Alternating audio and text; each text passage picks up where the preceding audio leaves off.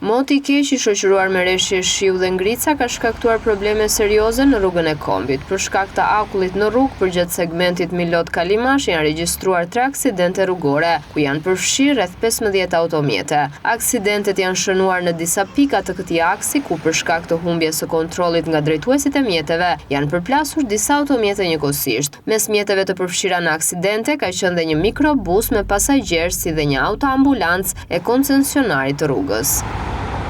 Si pasojë e aksidenteve, 6 persona kanë mbetur të lënduar, ata janë transportuar drejt spitalit të Rrëshenit, ku kanë marrë ndihmën mjekësore të nevojshme dhe ndodhen jashtë rrezikut për jetën. Ndërkohë njësia e autostradave po monitoron situatën dhe lëvizjen e automjeteve duke u bërë thirrje drejtuesve të mjeteve të pajisen me goma dimërore. Firmat mirëmbajtëse janë angazhuar në terren për hedhjen e kripës me qëllim përmirësimin e kushteve të qarkullimit dhe parandalimin e aksidenteve të tjera. Megjithëse ulja e temperaturave ishte paralajmëruar, ndërhyrja për hedhjen e kripës nuk është kryer në kohë, ndërsa shumë drejtues mjetesh janë gjetur të papërgatitur për kushtet e vështira atmosferike, çka ka ndikuar drejt për drejt në rritjen e riskut në këtë aks rrugor.